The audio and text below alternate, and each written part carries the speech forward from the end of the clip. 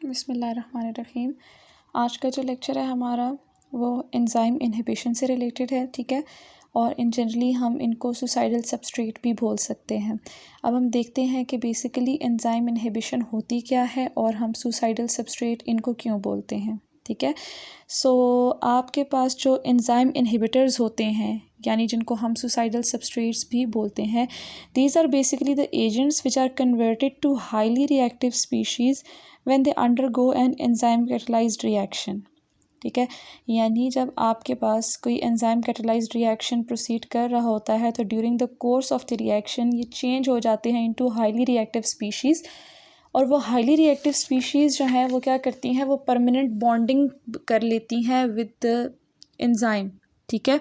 यानी आपका जो सबस्ट्रेट और एंजाइम है उसके दरमियान परमानेंट कोवलेंट बॉन्डिंग हो जाती है, जिसकी वजह से आपके पास जो एंजाइम है वो इनहिबिशन हो जाती है उसकी, ठीक है।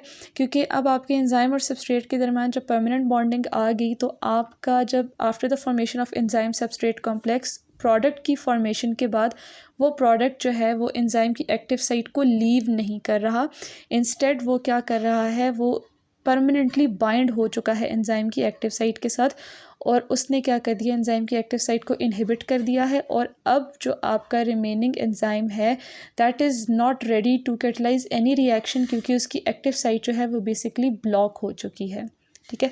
यानी हम ये कहते हैं कि ये ऐसे एजेंट्स हैं कि जिनके साथ अगर एंजाइम रिएक्ट कर लेगा तो एंजाइम सुसाइड कमिट कर लेगा, ठीक है। क्योंकि आफ्टर दे रिएक्शन ये जो है आपके पास एंजाइम्स की इनहिबिशन हो जाएगी और जो आपका एंजाइम है that would not be available for further catalysation of any reaction. So इस तरह के जो आपके पास ग्रुप्स होते हैं उनको आप कहते हैं जी सुसाइडल सबस्ट्रेट। और ये जो पूरा प्रोसेस होता है इसको कहा जाता है एंजाइम इनहिबिशन, ठीक है। अब आपके पास एंजाइम इनहिबिशन की जो है वेरियस एग्जांपल्स हैं, लेकिन एक एग्जांपल जिसको हम मैकेनिज़्म के साथ थोड़ा डिटेल में स्टडी करेंगे वो हमारे पास है जी इरिवर्सिबल एंजाइम इनहिबिशन ऑफ ट्राइफ्लोरोएलेनिन, ठीक है। ट्राइफ्लोरोएलेनिन जो है ये एलेनिन का ही एक फ्लोरो डेरिवेटिव है जो कि बेसिकली इनहिबिट करता है एंजाइम एलेनिन ट्रांस अमीनेज, ठीक है। अब ये जो आपका एंजाइम है एलेनिन ट्रांस अमाइनेज, इसका फंक्शन क्या होता है, आप देखें कि ये जो आपका एलेनिन जो है ये पैराडॉक्सिल फॉस्फेट आपकी बॉडी के अंदर प्रेजेंट होता है। It is one of the cofactors, ठीक है। हम पैराडॉक्सिल फॉस्फेट को पढ़ चुके हैं। आपके पास पैराडॉक्सिल फॉस्फेट और एलेनिन जब कंबाइन करते हैं, ठीक है, और इस एंजाइम को जो इस रिएक्शन को जो एंजाइम बेसिकली कैटलाइज कर रहा होता है वो होता है जी ट्रांस अमाइनेज एंजाइम, ठीक है। तो इस ट्रांस अमाइनेज एंजाइम की प्रेजेंस में आपका जो पैराडॉक्सिल फॉस्फेट है वो एलेनिन के साथ रिएक्ट करता है और आपके पास दो प्रोडक्ट्स बनाता है, pyridoxamine monophosphate and pyruvic acid. Pyruvic acid भी आपकी बॉडी के लिए नेसेसरी है, डिफरेंट ये आगे जो है प्रोसेसेस के अंदर इन्वॉल्व हो रहा होता है, ग्लाइकोलिसिस में आ जाएगा, क्रेब्स साइकिल में आ जाएगा, तो वेरियस जगह पे आप इसकी एप्लीकेशन देखेंगे। So it is an important reaction आप कह सकते हैं for generation of pyruvic acid in the body. अब होता क्या है कि ये तो आपके पास नॉर्मल मैकेनिज़्म है कि अगर आपके पास पैराडॉक्सिल फॉस्फेट और alanine in the presence of transaminase enzyme react करेंगे तो पैराडॉक्सामीन मोनोफॉस्फेट और पायरुविक एसिड बनाएंगे। लेकिन अगर आपके पास एलेनिन के बजाय एलेनिन का फ्लोरो डेरिवेटिव, ठीक है, विच इज़ द ट्राइफ्लोरोएलेनिन, अगर वो आ जाता है तो वो क्या करेगा, वो भी जो है वो कम्पीट करेगा to bind with the active site, उसी तरह जिस तरह एलेनिन कम्पीट करेगा, ठीक है। अब यहाँ पे कंपटीशन क्यों इनका आपस में बन सकता है, वो इस वजह से बन सकता है कि देखें आपका जो स्ट्रक्चर है बेसिक जो है वो तो एलेनिन है, ठीक है। अब एलेनिन और ट्राइफ्लोरोएलेनिन में आपके पास अगर डिफरेंस आ रहा है तो वो आ रहा है बेसिकली एक मिथाइल ग्रुप के ऊपर। अगर मैं इसको ड्रॉ करूँ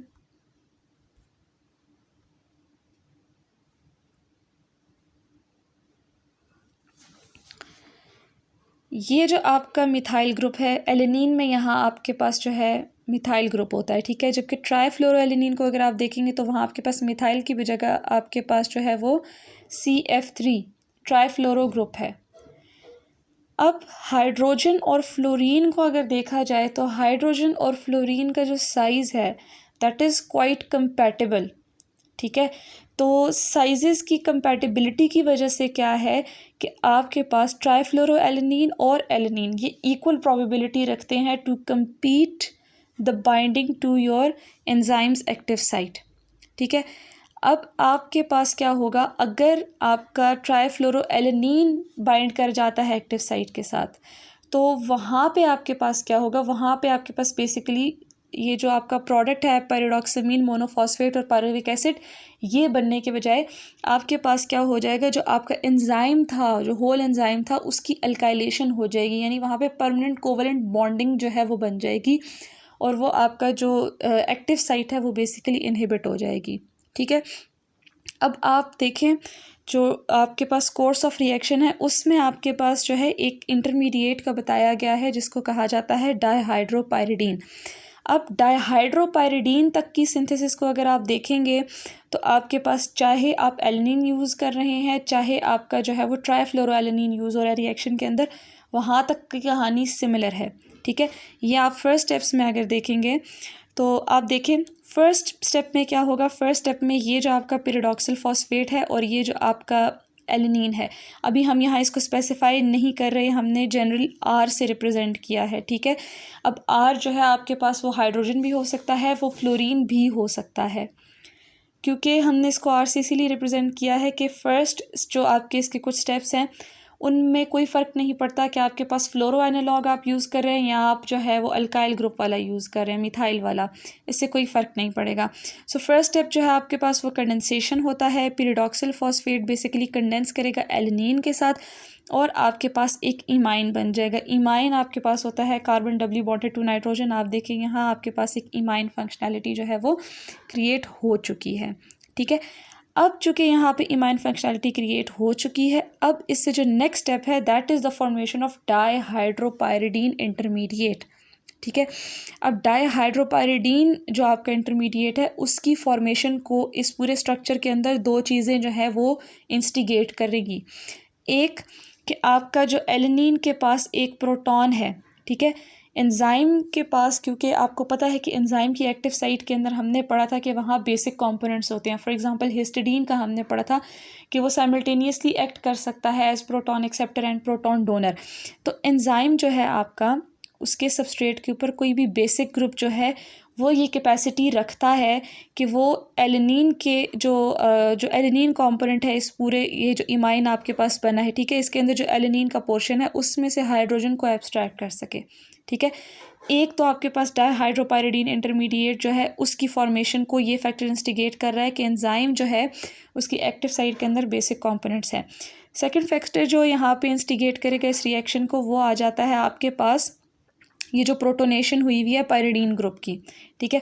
अब यहाँ पे जो आपका नाइट्रोजन है दैट इज़ प्रोटोनेटेड और प्रोटोनेटेड फॉर्म में इसके ऊपर पॉजिटिव चार्ज आया हुआ है, तो इस पॉजिटिव चार्ज को जो है वो न्यूट्रल करना जो है वो इस मॉलिक्यूल का सबसे जो मेन फैक्टर है वो यहाँ पे ये कंट्रीब्यूट करेगा। तो ये दोनों फैक्टर जो है मिल के डायहाइड्रोपायरिडीन इंटरमीडिएट की सिंथेसिस में हेल्प करेंगे। अब आपका यहाँ पे जो डायहाइड्रोपायरिडीन इंटरमीडिएट है वो ये है, ठीक है। नेक्स्ट स्टेप में क्या होगा कि जो आपका इमाइन बना था यहाँ पे बेस ने क्या किया, यहाँ से प्रोटॉन एब्स्ट्रैक्ट करेगा, वही प्रोटॉन जो है उसकी एब्स्ट्रैक्शन से जो आपके पास नेगेटिव चार्ज बेसिकली क्रिएट हुआ है वो डीलोकलाइज होगा और आफ्टर डीलोकलाइजेशन ये जो नाइट्रोजन के ऊपर आपका पॉजिटिव चार्ज आया है एज अ रिज़ल्ट ये भी न्यूट्रलाइज हो जाएगा, ठीक है। अब यहाँ तक की कहानी तो हमने कही कि दैट इज़ सिमिलर, ठीक है। वंस आपका ये जो डायहाइड्रोपायरिडीन इंटरमीडिएट फॉर्म हो गया है, ये दोनों के दोनों रिएक्शंस में चाहे आप यूज़ करें ट्राइफ्लोरोएलेनिन या चाहे आप यूज़ करें alanine, irrespective of which derivative of alanine you are using, ये डायहाइड्रोपायरिडीन की सिंथेसिस तक आपका जो मैकेनिज़्म है वो दोनों के लिए सेम रहेगा, इनमें कोई चेंज नहीं होगा।